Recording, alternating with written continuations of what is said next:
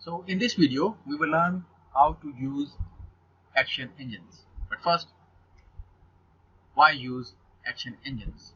Action engines are a replacement for local variables, as LabVIEW is by default parallel programming language. So the local variables, since they don't have an error input wires, can create race conditions. Race condition is a condition when data can be written before it is read. To prevent that, we can use functional global variables, which are sub-VIs, which use shift registers for storing data.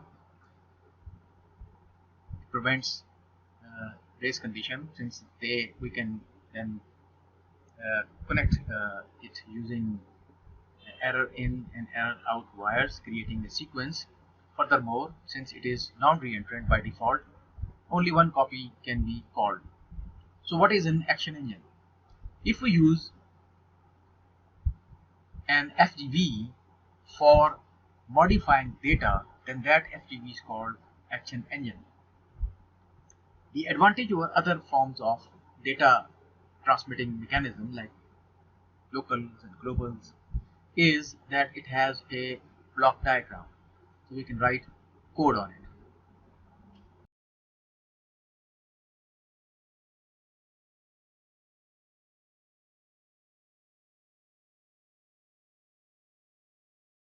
So let's create our action engine. Let's create a new VI, press Ctrl N.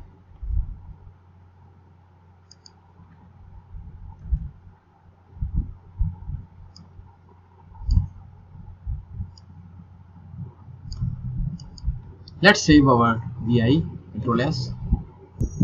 Let's create a new folder.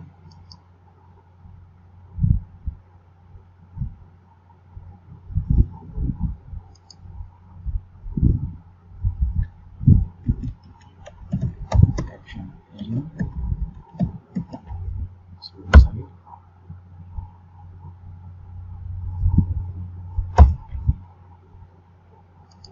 Here I need an action engine as well.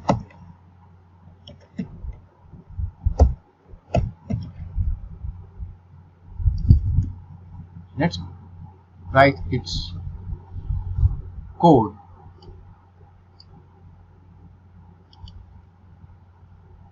First, let's create an enum for it.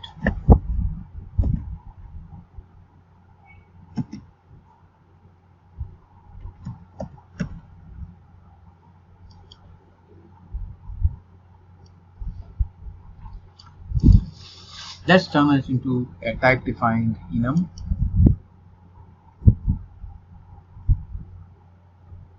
Make type def, open type def. Let's define some states for it. Edit items.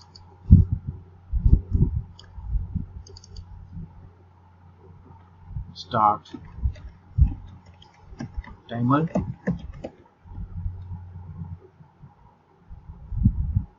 Restart timer.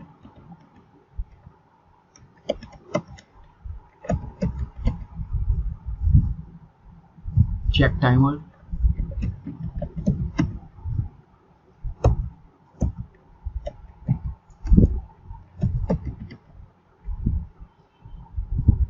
And pause timer.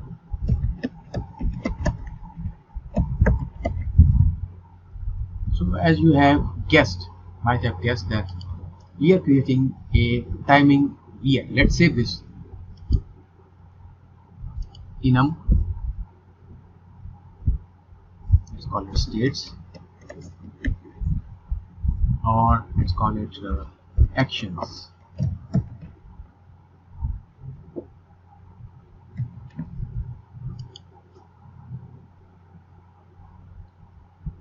Let's create a icon as well. Let's create this one, and let's call this VI timer.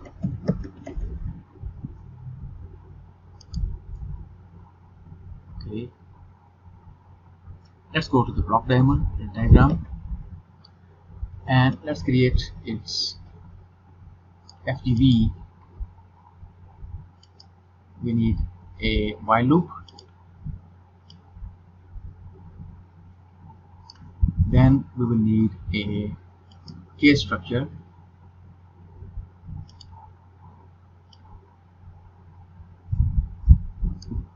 let's connect this enum to the case selector.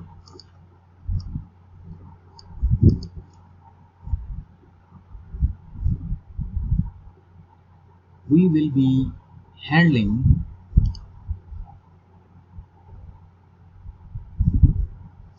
let's delete this restart timer, since we will be handling this case in the start timer case. So let's add it.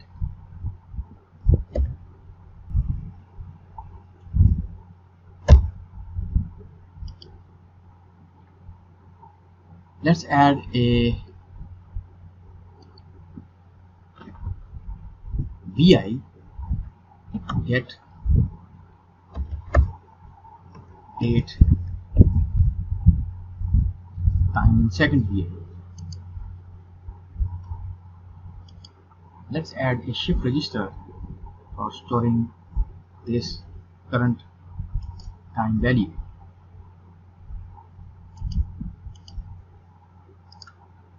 Let's make this one. So the current time is stored. Let's clean up this wire.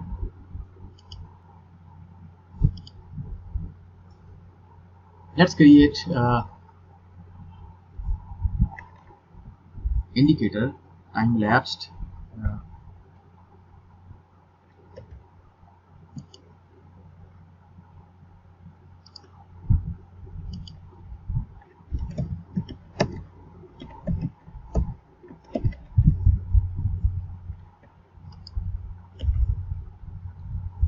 Let's create a case structure for handling individual cases, since we are handling two cases here which are very similar.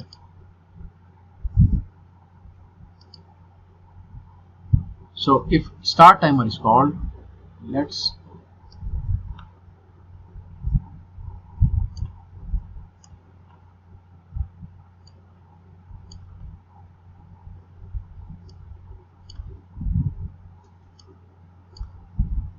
create a shift register for it.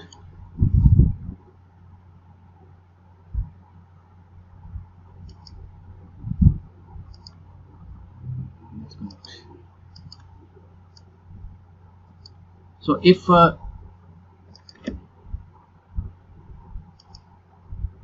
create a binary constant.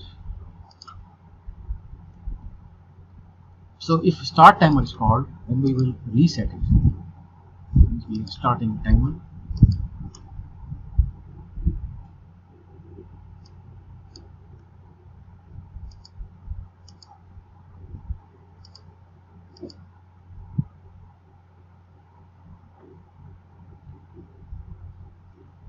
Let's create a constant for this conditional terminal. Let's set it to for true, since we are only using it for one iteration.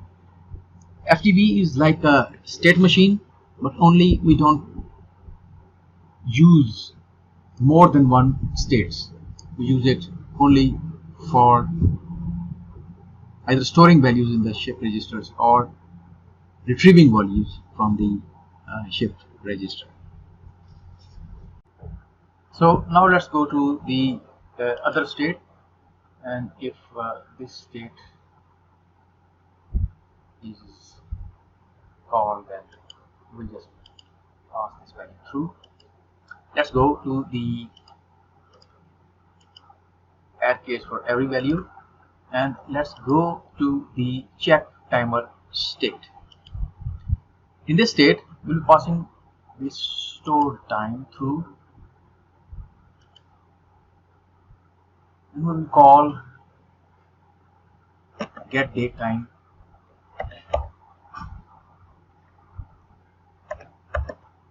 in seconds VI, subtract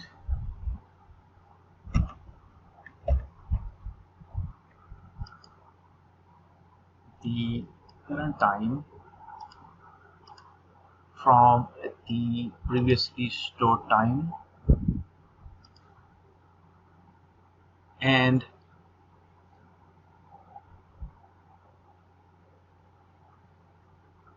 we will add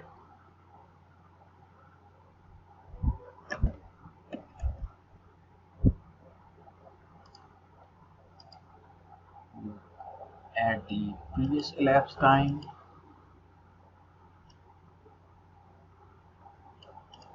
to this time that has passed. We will pass it on, and we will compare later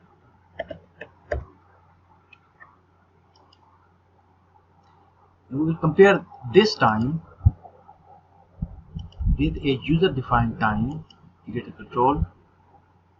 We call it time duration.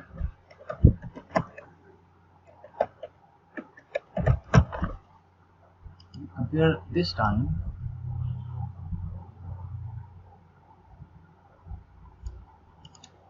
to see if the time duration provided is greater. If this time, the time that has passed, is greater than this time. If that is the case, we will then create a Boolean indicator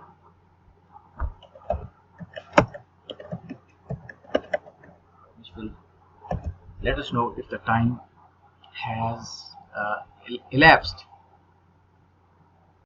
So let's go and now create our last state. We'll be passing this shift register through. We will need get date time in seconds again.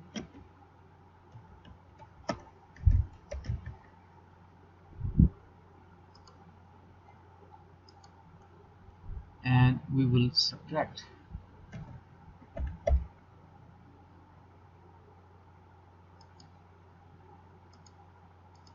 this time from this time and then pass it on, in fact pausing the progression of elapsed time. So let's finalize our action engine by connecting the controls to the connector pane.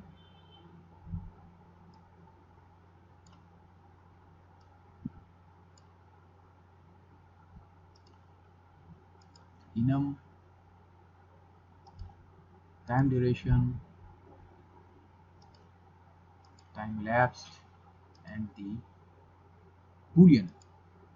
Let's save this VI, resize its front panel, and save this VI. To test it, let's create a new VI, Control N.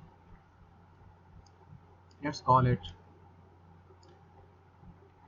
save it, and call it main VI, which will be calling this action engine. Let's create a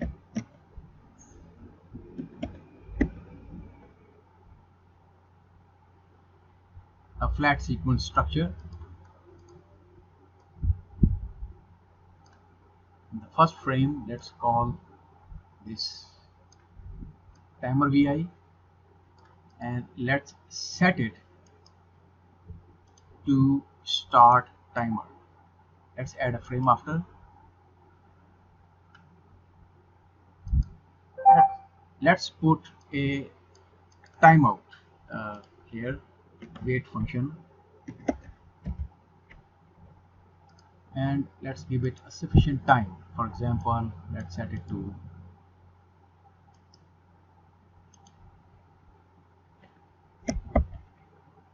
2 seconds or and a little more. Let's add a new frame. Let's call this VI again, and Let's call it to check the time. If the time has elapsed, let's give it a time comparison time of 2 seconds. Let's bring out these indicators.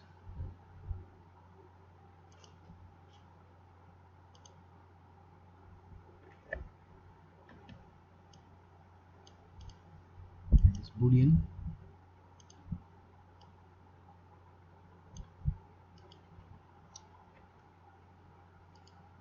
So let's see how it works. We are starting the timer. We're proceeding to the wait function, 2 seconds and 100, and the elapsed time. Since I was using execution highlighting, the time elapsed was 6 seconds and the time has elapsed. Boolean is turned on. So this VI is working perfectly. If I remove this and go to the front panel, run this VI, 2 seconds elapsed, it's reporting and the time has